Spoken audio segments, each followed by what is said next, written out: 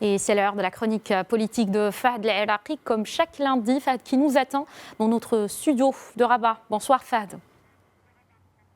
Bonsoir.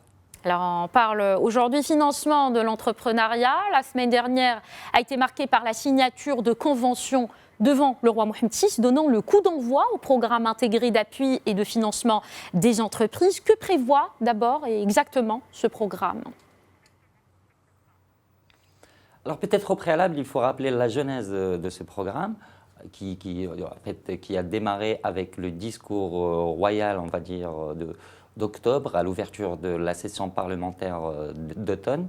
Le roi avait donné justement des instructions pour la conception, on va dire, d'un programme spécial destiné justement à financer et à appuyer les jeunes diplômés et de financer aussi l'auto-emploi, sachant évidemment que c'est une problématique très importante qui est l'accès au financement pour les jeunes en particulier. Pour le lancement d'entreprises, c'est une réalité qui est connue, qui a été relayée par plusieurs rapports.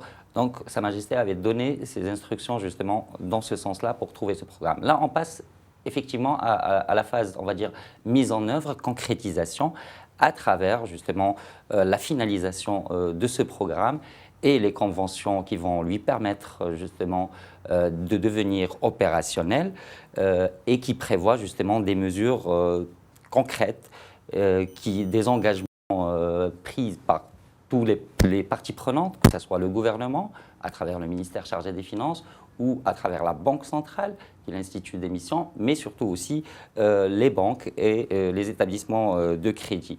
Donc il y a plusieurs mesures, on ne peut pas tous les citer, mais si on a une, par exemple, sur laquelle on peut justement s'attarder, c'est la création qui a été anticipée justement par la loi de finances, de ce fonds d'appui au financement de l'entreprise, qui est doté aujourd'hui de 8 milliards de dirhams et auquel contribuent l'État, les banques, mais aussi le fonds Hassan II, qui met 2 milliards de dirhams sur la table, 2 milliards de dirhams qui vont être destinés à garantir et à couvrir les risques des prêts accordés particulièrement au monde rural.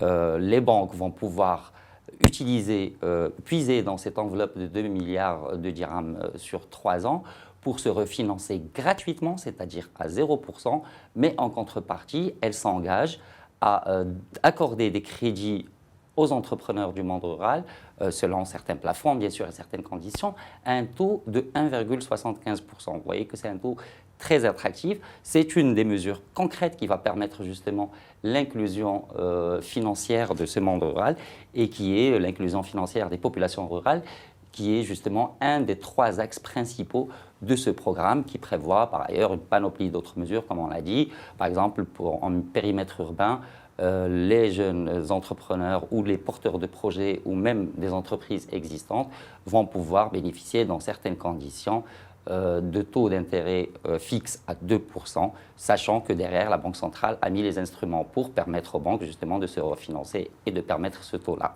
Donc c'est un programme justement qui traite un peu la problématique de l'accès du financement et qui, comme j'ai dit, est basé sur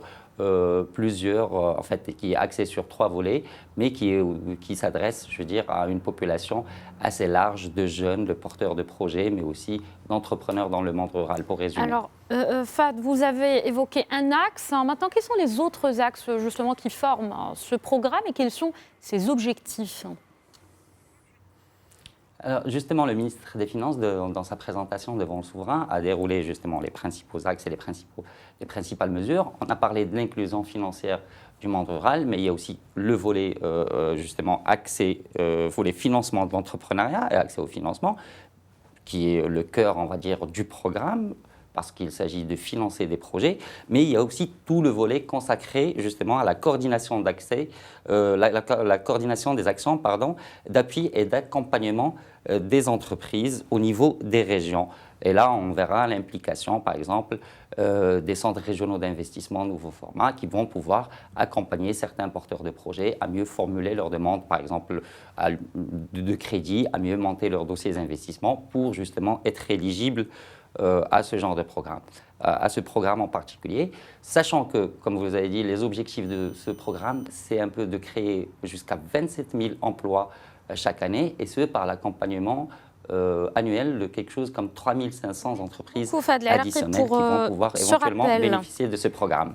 Tout à fait. Merci beaucoup, Fahd El Araqi. Vous étiez avec nous en direct depuis notre studio de Rabat.